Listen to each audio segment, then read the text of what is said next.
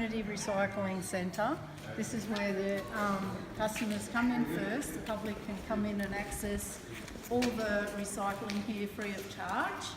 And we have different areas. We have mixed recycling over this side.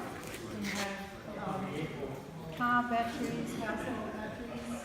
We have the motor oils, paint, water-based paint, and a chemical area for people to come up and put their chemicals, and also fluorescent tubes and all the other things that people don't know what to do with, like gas cylinders. We have an area outside, but we come to the office.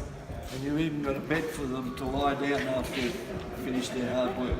Yes. We come to the office here, and this is where we check people's loads, as you would say, and whether it's recycling or waste, and then we determine whether the areas they need to go to. So if they have recycling, they can just pass through and go back around, or if it's quiet, normally we can reverse people back into the bays. Well done. Yeah. And then when they've got the waste themselves, we check the waste and we assess what the charge is, and then they move on to this section here, and this is where they unload all their waste. I have in my car at the moment a printer I'm finished with. What section would that go into? A fridge. A printer. A printer. Yeah, from a computer. Oh, yes. Well, we do have e-waste, and normally we have a section where we put it on a pallet, which is outside And the shed. that's recognised as e-waste, isn't it? A Yeah, printer. that's an e-waste. Yeah. So is there no such thing as a pit anymore? There's no such thing as a Put pit into these anymore. bins? It's all in these bins. No more holes in the ground. And then is that different commodities are then put in bigger containers like you've got out the back there? What you've got there is our recycling that goes to the Richmonds down in Lismore. That's right. Yeah, they come in and they take that away and leave an empty container there.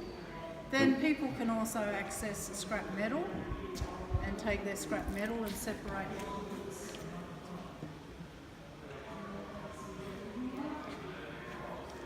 And Linda, what's the cost for recyclings? The cost for recycling is no charge for recycling. Anything that goes in your yellow bin at home can be brought up here and free of charge. And chemicals, can you just give me the categories again? Chemicals, Yes. fluorescent tubes. Yes, we have oils, we have paints, we have water-based paints, oil-based paints, we have batteries, household batteries, car batteries, and chemicals. Anything that people think that is toxic, that can be brought up here and disposed of.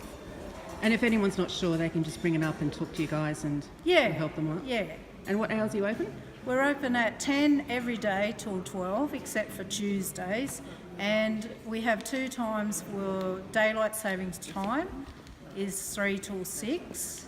And summer, winter hours is 2 to 5. Lovely. And what are the charges currently for the rubbish that's not recyclable?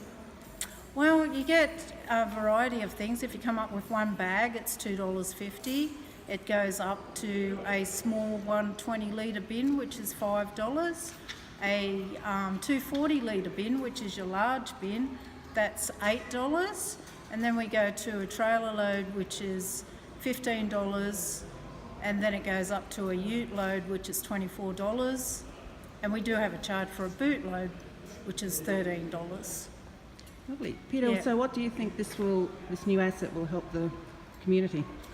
Oh, it's already happening.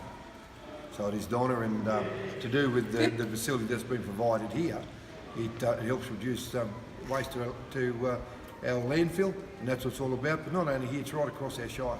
So it is, and that's with the transfer stations that have opened in Liston, Legume, Urbanville, and the one that's been at Drake for some time. And hopefully into the future, and I think it's this current budget, will be in Torrington also. So Tenterfield Shire will be very, very supportive of the environment and trying to reduce our waste to landfill.